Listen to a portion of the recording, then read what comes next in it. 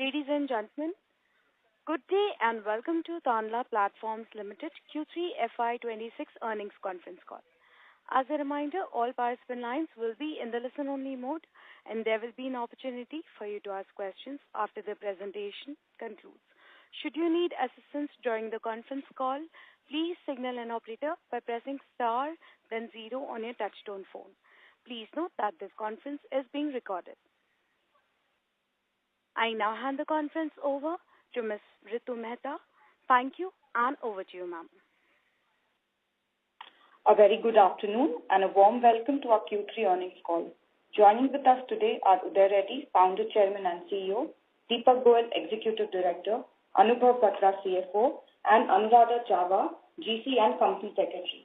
Before we start the call, let me draw your attention to the fact that today's discussion may feature statements that are forward-looking in nature. All statements other than the statements of historical fact could be deemed forward-looking in nature. Such statements are inherently subject to risk and uncertainties, some of which cannot be quantified or predicted. A detailed disclosure in this regard is mentioned in the results presentation that is uploaded on our website. Audio recording and transcript will be available soon. Hope everybody got a chance to go through our presentation and the shareholder letter. The management will be happy to answer any questions, and we will now open the floor for Q&A. Michelle, if you could open the floor for Q&A. Sure, ma'am. Thank you very much. Ladies and gentlemen, we will now begin with the question and answer session. Anyone who wishes to ask questions may please press star and one on the touchtone phone. If you wish to withdraw yourself from the question queue, you may press star and two. Participants are requested to use only handsets while asking a question. Ladies and gentlemen, we will wait for a moment while the question queue assembles. You may please press star and one to ask questions.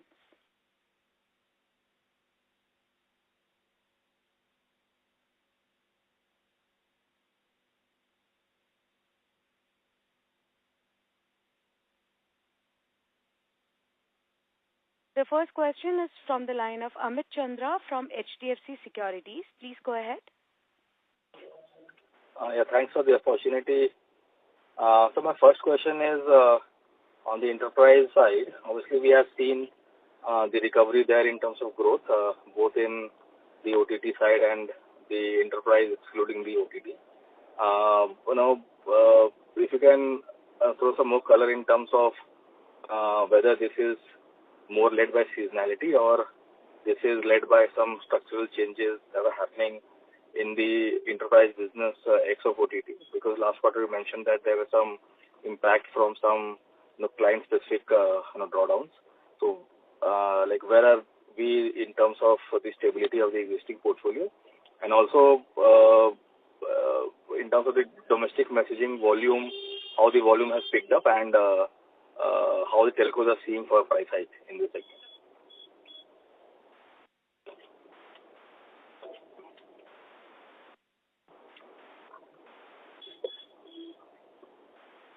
Deepak, you want to take this one? Yeah, sure there. Hi, Amit. Deepak here. So, overall, we have seen a good quarter, as reflected in the numbers. And it is not just about seasonality, but overall, I would say that, we, did pretty well. If you look at the volumes of on the SMS side, our volumes are growing. Our customers, we have in fact winning a lot of new customers, and we have added net new customers to our portfolio, and that is and those customers have ramped up. Our we have also seen we try to change a mix a little bit. We focus on more profitable routes. We focused on, customers sending messages to outside of India, and we've grown that. That has also brought in some, additional, profitability. On the OTT side, you must be aware, as we speak today, we have been recognized by Meta as the partner of the year. So we are their most preferred partners now. Though we had, as we discussed on the last earnings call, there was a bit of incentives were withdrawn by Meta, but still, overall, this business is growing. And we are also, trying to add, charge for our additional services, for bots and everything. So that is also giving us, additional revenues and the bottom line, which is contributing to the bottom line. And, we feel that this is going to sustain for the next, for the future also. Okay. Sir, you mentioned about obviously the WhatsApp OTT business, the volume growth is back. But, more from an meta perspective, they have been very volatile in terms of pricing. First, they have cut the pricing. Now, again, there has been a pricing increase. So, how do the enterprise clients view this? And also, is it any price hike there is going to impact the adoption of WhatsApp as an alternative channel, or you're seeing very strong demand there in terms of adoption, or also, in terms of pricing, why there is so much volatility from the Meta side? See, Meta is known for this. When they see there is strong demand, they would increase the prices. Okay, so there's nothing new that is happening on the ad business also, and that is happening here as well. Having said that, I would say that customers continue to ride on this channel as they see a great ROI coming in. But we would also say that we also have an alternate channel, that is RCS, available for the customers, and they are trying that as well, which is far cheaper.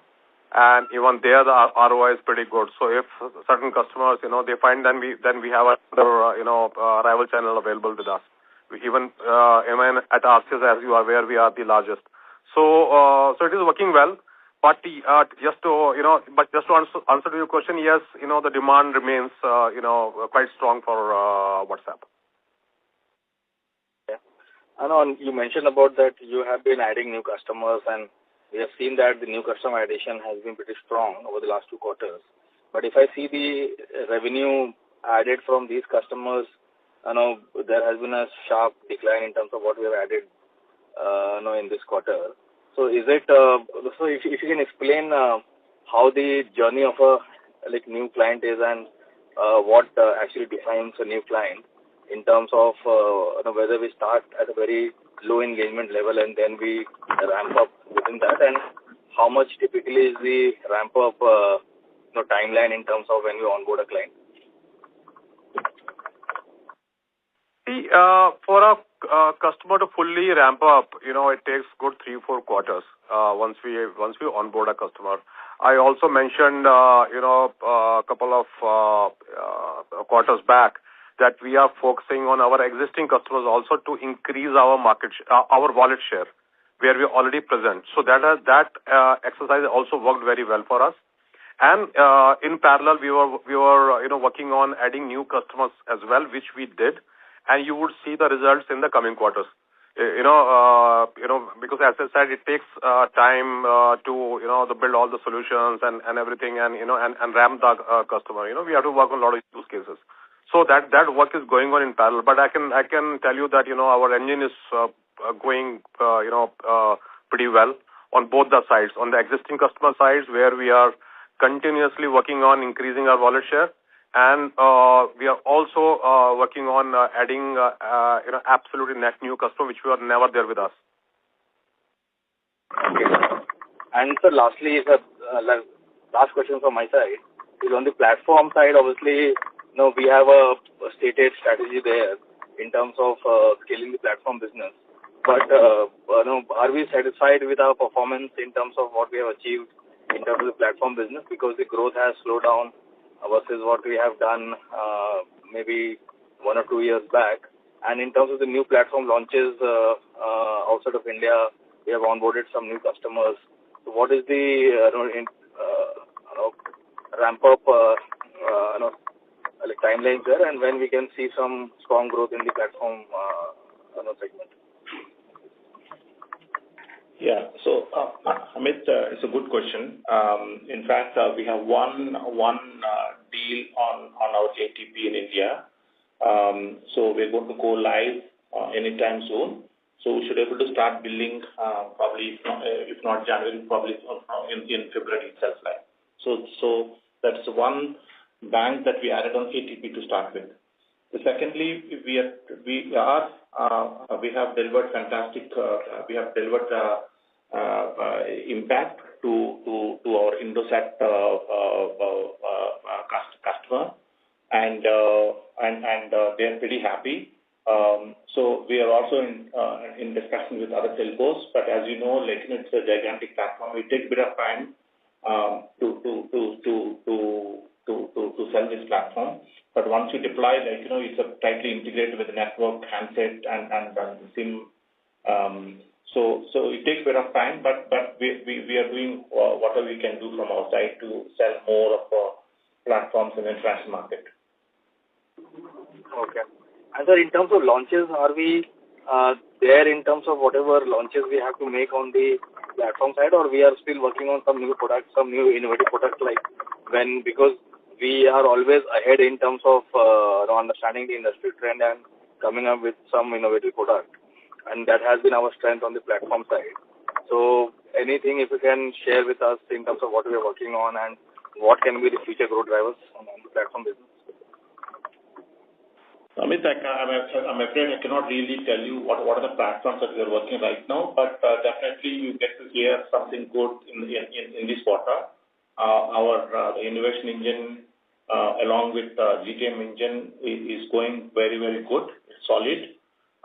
But our innovation team is working on a platform, and which has to go live by end of this quarter. And as and when we go live with both telcos and enterprises, we should be able to update our shareholders. Okay. Thank you, Uday, and all the best for the quarter. Thank you. Thanks, Amit. Thanks. Thank you. We'll take the next question from the line of Deepak Chokhani from Rate Capital. Please go ahead. Thank you. Good evening, sir. Deepak Chokhani here. Quick two questions. With a strong bank balance of 1,000 crore, do you think our existing businesses has enough TAM for us to continue growing, or should we be considering investing or incubating other businesses which are related to our business? That's question number one. And question number two is, we haven't seen any domestic mutual fund participation in our shareholders list. So what efforts company is making to attract them? That's it. Thank you. Hi, Deepak. So we have a strong balance sheet. We have good cash balance. And honestly, our efforts are more to do with addressing the existing TAM currently, because it is growing at a decent pace.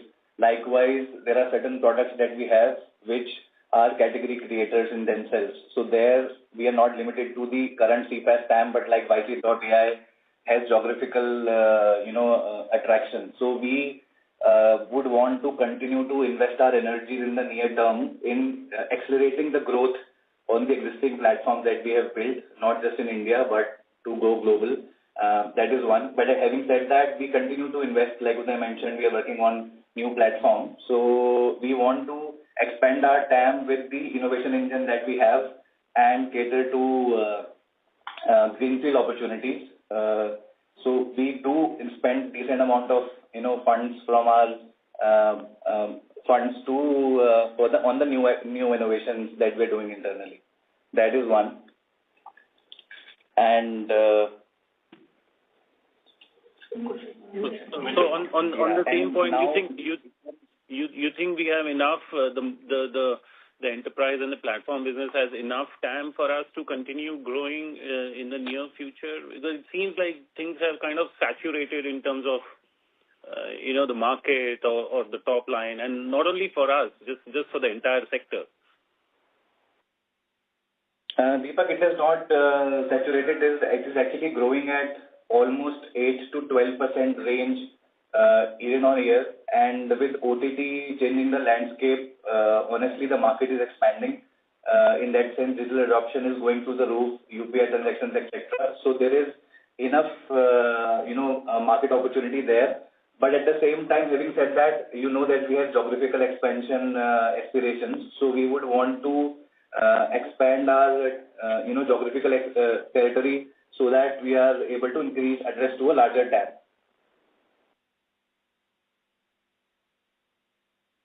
Okay.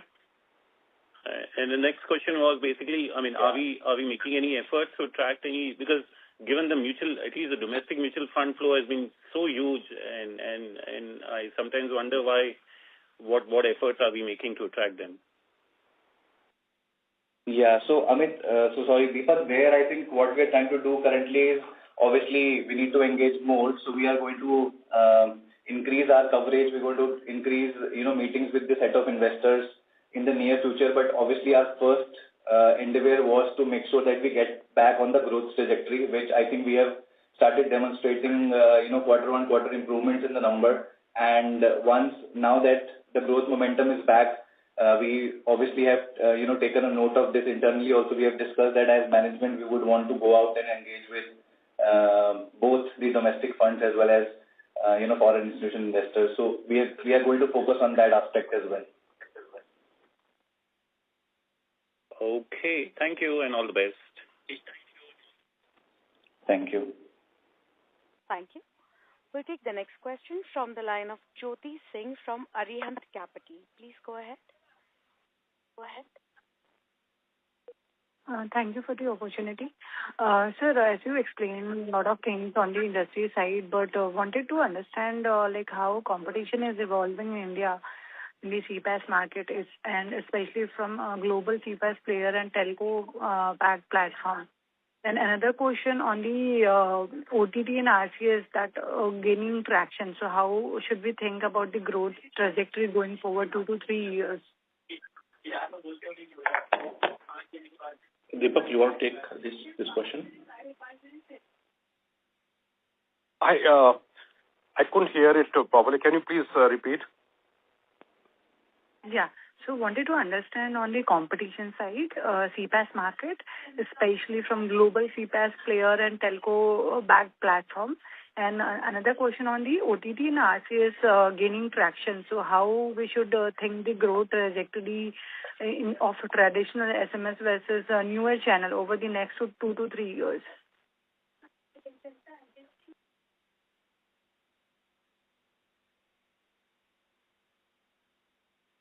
Deepak, are you there? Deepak, are you there? Yes, sir. He is connected. I think he is connected. Yeah. Deepak, sir, please unmute yourself and speak.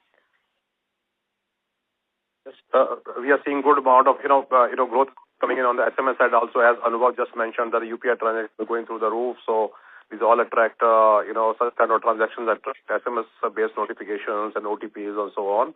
And and likewise, if you look at OTT now, the focus is not only on the top 200 or 300 and large enterprise customers who are into B2C business, but the TAM is increasing to SMEs. TAM is increasing, and there are hundreds and thousands of SMEs are there. And now the focus by OTT players is how we can build solutions for them, right? So, and that market can be really, really huge. And that's where we are putting a lot of focus on whether it's voice or otherwise. So a lot of work is going on that. So both SMS and OTT are going to grow in the future.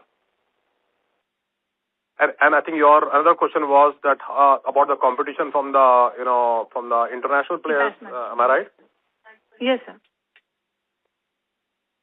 Yeah. So if you really see, Indian market is quite complex, and almost every large CPaaS player had their presence in India, or they still have it. Let's say, for example, Twilio came and Twilio bought Value First, and finally, and ultimately, we acquired Value First, and now they're with us. Cinch is there, but they're not doing that great. Infobip is almost on the verge of, collapsing in India. So yeah, if you really look at the international players, they don't have much presence left in India anymore. which we predicted 3 years back as well. Okay, thank you, sir. And also wanted to understand, currently our annualized revenue on the customer cohort grew around 30% approx. So how much headroom remain for wallet share expansion within the top 20 and 30 customers bracket? See, there is still room. And we feel that we have quite. I mean, I can't quantify in the percentage right now, but there is still room left, and there is a work in progress for that. And also, Jyoti, just to add to what Deepak said, basically we are trying to focus on accounts basis the wallet share that we have, and not just on the large customer cohort, but also customers which are between 20 to 50 million per month kind of number that we generate from them. We are targeting to focus on the lower end of pyramid as well, so that we bring them on the higher ladder on the pyramid. So we would want to focus on those segments as well. So that's why I think overall there is still a lot of headroom available for growth by increasing the wallet share on the other segments as well from the cohort. Thank you so much, sir. Thank you. A reminder to all the participants that you may please press star and 1 to ask questions at this time. The next question is from the line of Abhishek Chauhan from Eklavya Capital. Please go ahead. Yeah, thank you, and congratulations for a good set of numbers. What I see from the presentation is that your enterprise communication finally is going at double-digit rate YOY. And if I project from your previous conferences, what I gather is it is because the pricing situation has become much better. So my question is, do we see the pricing pressure in enterprise communication to remain stable and the market share to remain stable, or can they turn volatile again?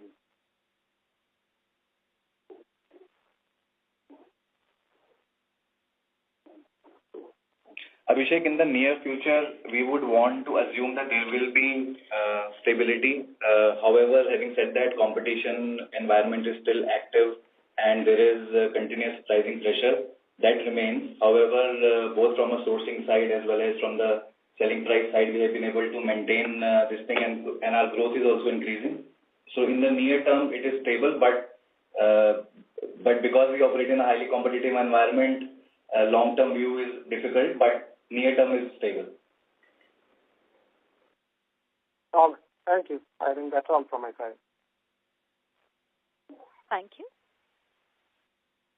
Participants, you may please press star and 1 to ask questions.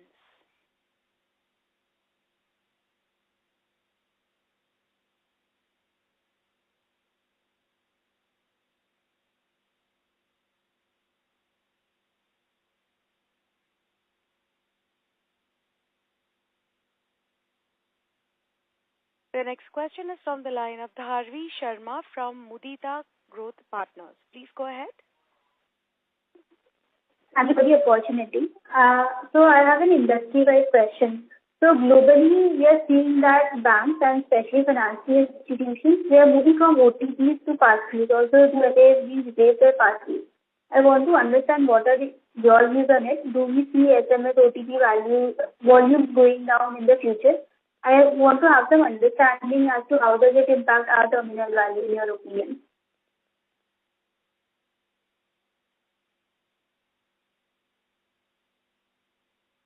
Yeah, good. Deepak, would you want to answer that? No, go ahead. Sorry, line is weak. Go ahead. Dharvi, can you please repeat the question? Sir, so my question is, I've been reading on the globally banks and financial institutions. I'm sorry to interrupt you here, Dharvi. Can you please use your handset because your audio is not clear, ma'am? Yes. Hello, am I audible now? Yes, ma'am. Ma'am, I would request you to please use your handsets and keep it a little bit far from your mic so that we can understand what you're speaking. Please go ahead, ma'am. Yeah. So my question is that globally we are seeing that banks and especially financial institutions, we are moving from OTPs to passkeys. Also, two-factor authentication is being replaced by passkeys. So in my opinion, the SMS volumes of OTP should decrease in the future. So what are your views on it? I want to have some understanding as to how this decrease in volume, if it happens, how does it impact our terminal value? So if I could get some views on it from your end. So Dharvi, while brands are using new ways of authenticating a user, but at the same time, I think OTP continues to grow and remains most secure channel. So we have not seen any decrease in the volumes in OTP, even when the new technologies are being made available. And also, I think even if, let's say, the OTP use case shifts from SMS, there are many more use cases that are being, growing in the market. Like we mentioned, notifications is going through the roof because of the transactions that happen on digital channels. So we don't see, any impact on OTP traffic, in the near future. Thank you so much. Thank you. Participants, you may please press star and 1 to ask questions. The next question is from the line of Rahil Shah from Sapphire Capital. Please go ahead. Good afternoon, sir. Can you hear me? Yes, sir. Please proceed. Yeah, so just do we have any guidance when it comes to our top line and margins? Mainly on the margins front now, you've done well in this quarter. So what is the steady state range, first of all? When can expect? Rahil, we would not want to give any guidance on any number, sorry, because it will be forward-looking. But as we said, we are aspiring to continue to, build on our growth momentum, and I think it should continue.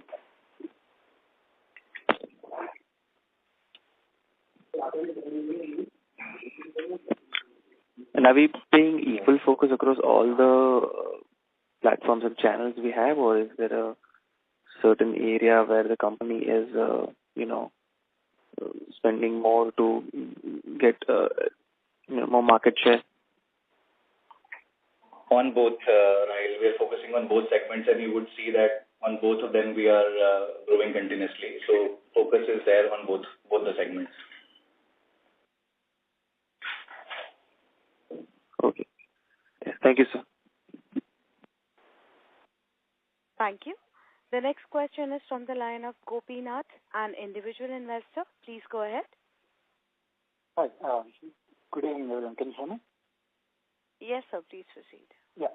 So I have 3 questions. The first one is on the Value First International business acquisition. I know the approvals haven't come through, and it's hard to exactly know when the timeline would be. But do we know why the approvals are taking so long to happen? Right, for the acquisition to go through? That's question number 1.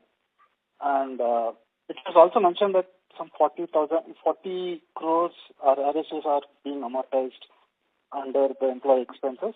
I wanted to understand how much of it has been amortized this quarter, and how long will that process happen. And the third question is, I'm not sure if I have this information right, but NIC, National Informatics Center, is a customer of Scarix. I believe that the SMS to government organizations have gone to some other firm. How much of an impact would that have on the bottom line and the top line for starting next quarter? Yeah, first question. Hello, Gopinath. Let me just answer the question regarding regulatory approvals For the Value First International.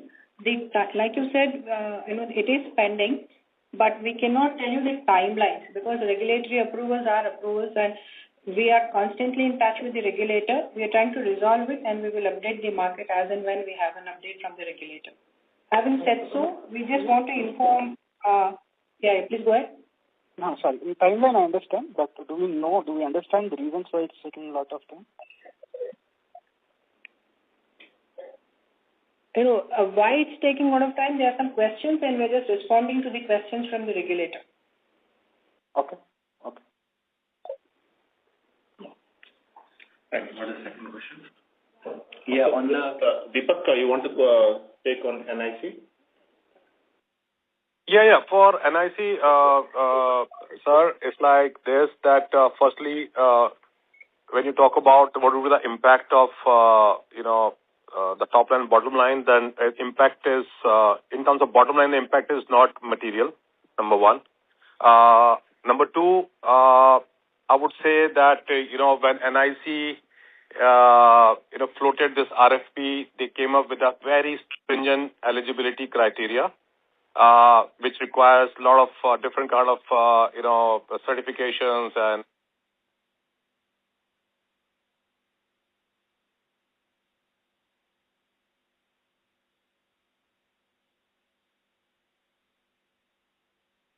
So, Deepak is here? Deepak, sir? Okay.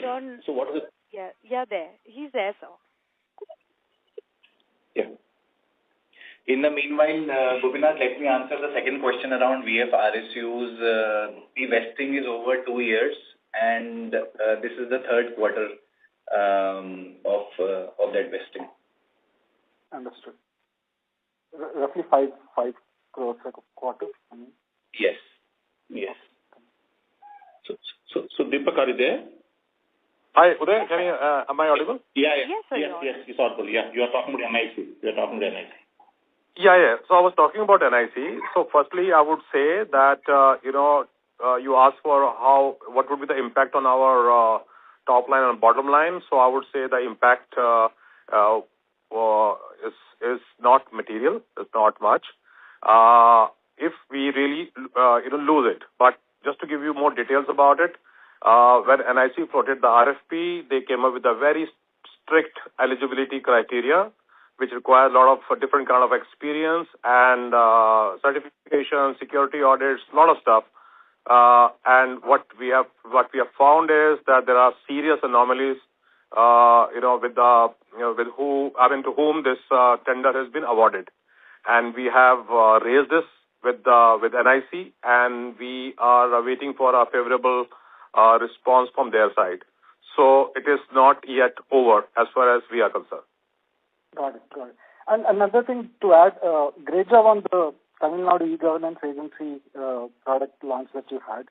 Any idea on how the volumes and when the volumes might pick up, or is it how do we make money out of it? Is it is it again per measures basis there, or how is that contract going to work out? Yeah. We always work on per transaction basis. And, this is our focus on going on to each and every state in the country and, and enable them to be able to communicate and interact and engage with the citizens over there. So let's say, for example, Tamil Nadu is a very, very interesting project. We have already worked for more than 3 months to activate our bots for more than 55 various government departments in Tamil Nadu. They are very, very happy with it, and the service has been launched. It will take some time to ramp up, where citizens would understand that they can reach out to a particular number to ask for various things on the government. They can in fact interact with the government department directly, and vice versa. Where if there are any government schemes are there, any new developments are there, they can reach out to the citizens. So this has been built for that. And we believe, we are working very closely with them, and we believe that it will bring, very good volumes for us in the near future. But I cannot say in terms of what revenues and all that, but we feel it's going to be pretty good one. Right. Are there any projects underlying going on with other governments in the? Yes, yeah. We have many more, states in the pipeline, with us, because each and every state wants to go for it, and we are,